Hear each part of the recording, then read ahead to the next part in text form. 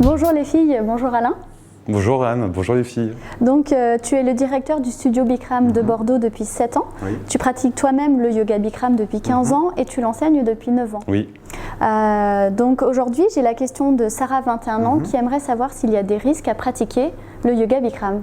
Non, le seul risque c'est d'être en bonne santé en fait, c'est de retrouver la santé. Effectivement, pratiquer dans une salle chaude à 40 degrés, ça peut surprendre et ça peut effrayer certaines personnes. Oui. La chaleur n'est pas forcément bonne lorsqu'on stagne dedans. Par exemple, quand on va dans un sauna ou dans un hammam, on ne va pas rester 1h30 allongé, etc. Là, ça peut être un petit peu dangereux. Oui. En revanche, quand on est en mouvement dans la chaleur, c'est différent, puisque le rythme cardiaque s'accélérant, avec le mouvement, en fait, on recapillarise tous les vaisseaux et on peut vraiment, au contraire, le sang circule plus fort et plus vite que normalement. Donc, il n'y a pas de problème de circulation sanguine. Le seul risque qu'il y ait, ça serait pour les gens qui ne peuvent pas faire de sport ou d'activité cardiovasculaire. Oui.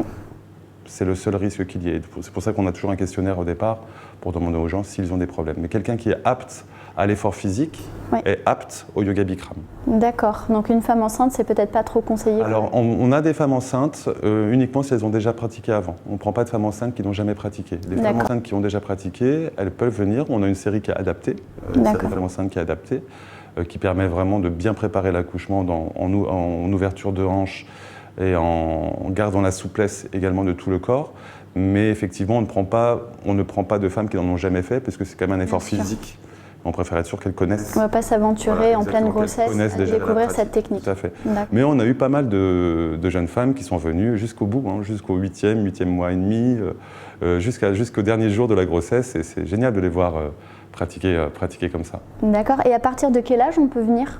Alors, une fois que la puberté est faite. C'est-à-dire que pour pouvoir suer normalement, en fait, il faut que toutes les glandes du corps soient bien développées. Tout le système hormonal soit bien. Les glandes sudoripares notamment, elles se développent avec la puberté et du coup, c'est à partir de la puberté qu'on peut vraiment suer et réguler la température du corps normalement. D'accord. Donc c'est à partir de la puberté.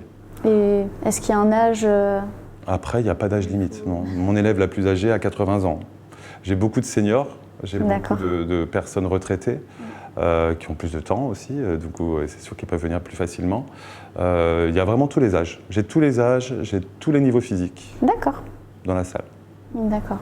Bon, merci bien pour tes réponses. Sarah, j'espère qu'on a répondu à ta question. Les filles, allez sur le site pour en poser des nouvelles et on vous dit à très bientôt. Merci Alain. Au revoir, à bientôt. Au revoir les filles.